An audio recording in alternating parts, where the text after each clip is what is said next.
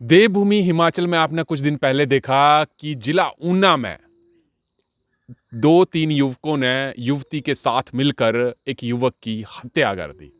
हालाँकि खबरों में तो आपने काफ़ी ज़्यादा देखा कि कैसे उसकी हत्या हुई। हर न्यूज़ चैनल पे आपको ये देखने को मिला कि कैसे पुराने प्रेमी को बुलाकर और नए प्रेमी के साथ जो मिलकर उस व्यक्ति की जो थी वो हत्या कर दी गई। आज इस बात का हम ये विश्लेषण नहीं करेंगे कि हत्या कैसे हुई, इस बात का विश्लेषण ज़रूर करेंगे कि ये हत्या हुई कैसे और असली में चीज़ें क्या थी। देखिए, देवभूमि को इस खबर ने पूरा शर्मसार किया। उन व्यक्तियों के द्वारा उसकी हत्या करके उसके शव को नहर में फेंक दिया गया और उसके बाद 8-10 दिनों बाद पुलिस ने वो पंजाब के गाँव से शव को बरामद किया गया।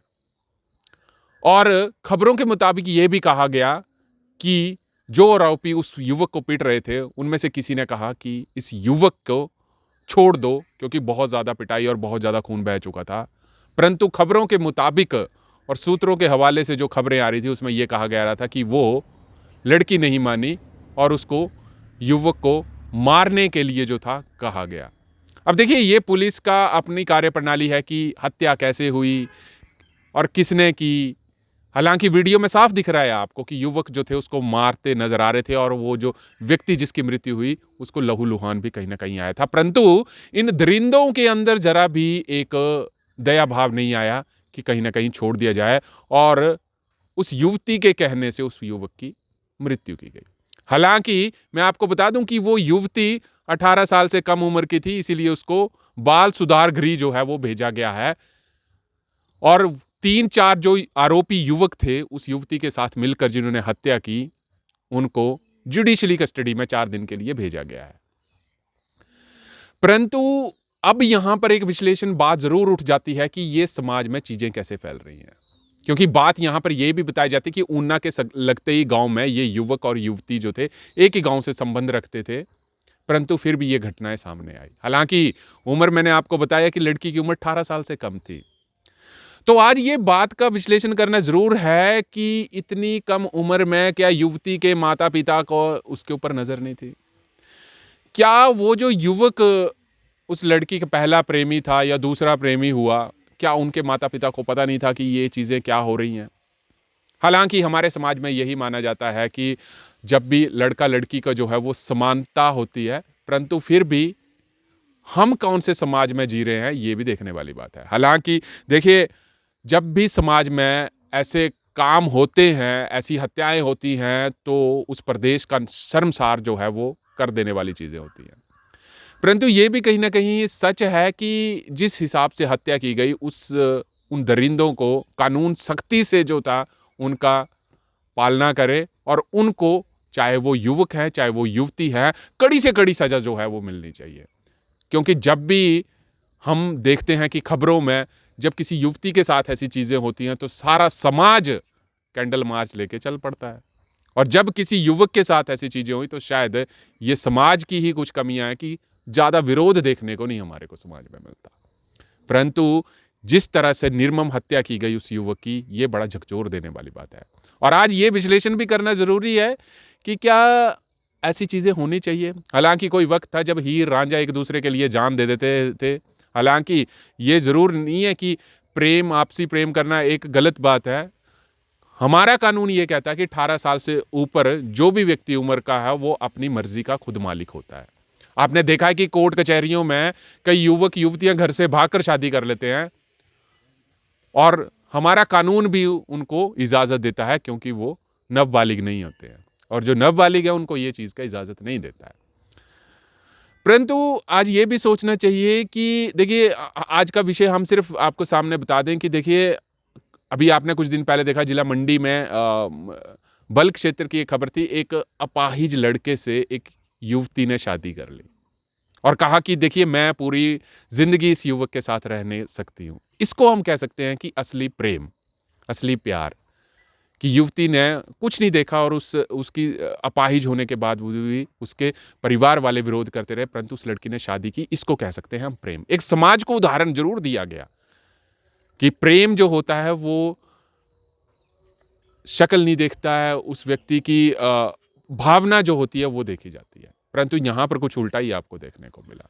और इसमें देखिए हमारे को भी ज़रूरी होता है कि देखिए 18 साल से नीचे वाली लड़की जिसने इतनी एक प्रेमी जो पहला प्रेमी था, उसके बाद ये दूसरा प्रेमी आ गया। अब दूसरे प्रेमी के साथ पहले प्रेमी की हत्या कर दी और शव को नहर में फेंक दिया गया। हालांकि ये कोर्ट का केस है, कैसे हुई घटनाएं क्या हुई, हालांकि सूत्रों के हवाले से और प्रारंभिक जांच में यही बताया जा रहा है कि इन 3-4 लोगों ने और उस युवती ने मिलकर उस युवक की जो थी वो हत्या कर दी, गला घोटने से, जो थी बेल्ट घोटने से उसको नहर में फेंक दिया गया। हम इस मुद्दे पे बिल्कुल नहीं है कि हम प्रेम प्रसंग के खिलाफ हैं, परंतु माता पिता को भी पता होना चाहिए कि हमारे बच्चे क्या काम कर रहे हैं। कानून के अलग दायरे हैं, माता पिता की परवरिश के अलग दायरे हैं। अब वो एक 18 साल की छोटी युवती को बाल सुधार गृह भेजा जा रहा है और जिन्होंने हत्याएं कर दी उनको 4 दिन का पुलिस रिमांड दिया जा रहा है। अब यहाँ पे कानून कैसे पेचीदगियों में फंसेगा, अदालतों में मुकदमे जाएंगे, गवाह होंगे, सबूत लिए जाएंगे। और मैं फोरेंसिक टीम और ऊना पुलिस से यही दरख्वास्त करूंगा कि इस केस को काफ़ी ज़्यादा स्ट्रांग बनाया जाए ताकि समाज में एक उदाहरण जरूर मिल सके। हमारे गांव में बच्चे क्या कर रहे हैं, हमारे माता पिता की कभी कभी नज़र ही नहीं होती है। हमारे बच्चे स्कूल कितने बजे जा रहे हैं, कॉलेज में अगर बच्चे पढ़ रहे हैं वो कॉलेज में कभी आप गए? बार बार हमने चैनल पे कहा कि जब बच्चे बड़े हो जाते हैं कम से कम उनके ऊपर वैसी नज़र ना रख के कभी कभी स्कूलों में जाया करें, कभी कभी कॉलेजेस में जाया करें, कभी कभी उनको ऐसे ही चेक कर लिए करें कि क्या वो काम कर रहे हैं। परंतु कानून की भी कुछ अपनी पेचीदगियां हैं। अब आप देखिए कि जितने भी ओयो रूम्स होते हैं या आप ऑनलाइन बुकिंग करते हैं उसमें लिखा होता है कि अनमैरिड कपल्स आर अलाउड। मतलब अनमैरिड कपल्स आर अलाउड, 18 साल से ऊपर जो भी अनमैरिड है वो होटलों में आ सकते हैं। तो कानून की भी कुछ कमियां हैं, परंतु इस कानून का दुरुपयोग करके कई लोग बच निकलते हैं, कई लोग फंस जाते हैं। परंतु कहीं ना कहीं इस युवक की जो निर्मम हत्या कर दी गई वो हिमाचल प्रदेश के लिए बड़ा शर्मसार की बात है और ऊना जिला के लिए भी शर्मसार की बात है। और जिस गांव में हुई उसके लिए तो है ही है, परंतु बताया ये भी जा रहा है कि वो दोनों युवक और वो युवती एक ही गांव के थे। तो हमारे को ये आज की तारीख में जानना जरूरी है कि युवक युवतियों के जो माता पिता जो कॉलेजेस में पढ़ रहे हैं, जो स्कूलों में पढ़ रहे हैं या कहीं बाहर पढ़ रहे हैं, क्या हम अपने बच्चों के ऊपर नजर रखते हैं? हमारे को इतना आत्मविश्वास होता है कि हमारे बच्चे गलत नहीं काम कर सकते। हालांकि अभी कुछ दिन पहले, एक साल पहले NIT हमीरपुर में युवक की मौत हो गई, परंतु माता पिता यही बोलते नजर आए कि इसमें स्कूल का कॉलेज प्रशासन दोषी है। अब बाद में पोस्टमार्टम की रिपोर्ट आई, उसमें लगा पता कि जो उसने तो नशा किया था। तो कभी कभी हम अपने बच्चों को इतना विश्वास कर लेते हैं कि हमारे बच्चों के खिलाफ कोई गलत बोले वो हमसे सहन नहीं होता है। परंतु जब सच्चाई सामने आती है तो उन माता पिता के भी होश उड़ जाते हैं। अभी हाल ही में आपने देखा ऊना जिला में, जब इस युवती के माता पिता को ऐसा पता लगा होगा तो शायद वो विश्वास नहीं करते होंगे कि हमारी बेटी भी ऐसी कर सकती है, और जिन्होंने उसकी हत्या कर दी उनके माता पिता को भी विश्वास नहीं होगा।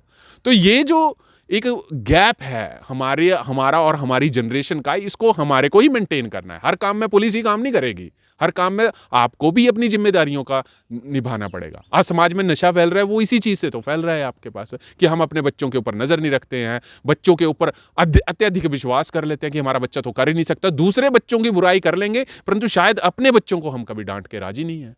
आपका बच्चा ठीक है, आपका बच्चा ठीक ही है, परंतु बच्चों के ऊपर 18 साल के बाद या 15 साल के बाद निगरानी करना बहुत जरूरी है कि हमारे बच्चे कब स्कूल जा रहे हैं, कब आ रहे हैं, स्कूल्स में क्या पढ़ रहे हैं, कॉलेजेस में क्या पढ़ रहे हैं, या बाहर वो क्या कर रहे हैं। अगर ऊना में हुए हादसे का अगर माता पिता को उनके ऊपर नजर होती तो शायद ये हादसा भी नहीं होता, क्योंकि आजकल का समय है कि बच्चे आउट ऑफ कंट्रोल हैं माता पिता के हाथ से, तभी ये नशा भी फैल रहा है। तो जरूरी नहीं है कि आपका बच्चा आपकी नज़रों में अच्छा हो सकता है, परंतु बाहर वो क्या चीज़ होती है ये आपका काम है ध्यान रखना। आप चंडीगढ़ चले जाइए, चंडीगढ़ में तमाम ऐसी यूनिवर्सिटीज़ हैं कि हिमाचल, पंजाब, हरियाणा, चंडीगढ़ के वहाँ पे बच्चे आ रहे हैं, और रात को अगर आप वहाँ पे कहीं जाएंगे तो हुड़दंग इतना मजा के रखते हैं, शराब इतनी पी हुई है, नशे इतने कर रहे हैं कि माता पिता को खोज खबर ही नहीं है, महीने महीने पैसे मंगवाए जा रहे हैं। तो ये ज़रूरी चीज़ें हैं। हम ये नहीं कह रहे हैं कि अपने बच्चों के ऊपर शक कीजिए, परंतु हम ये भी कह रहे हैं कि आप अपने बच्चों की देखरेख भी कीजिए ताकि समाज में ऐसी घटनाएं ना हो। अब ये देखने वाली बात होगी कि जिला ऊना की पुलिस इस केस को कहाँ तक आगे तक खींच के ले जाती है। क्या दोषियों को सज़ा मिल पाएगी या नहीं मिल पाएगी, ये तो आने वाला वक्त ही बताएगा। तब तक आप जुड़ रहिए हरीश वर्मा के साथ हिमाचल फास्ट एक्सप्रेस के लिए। कितने मिनट बने?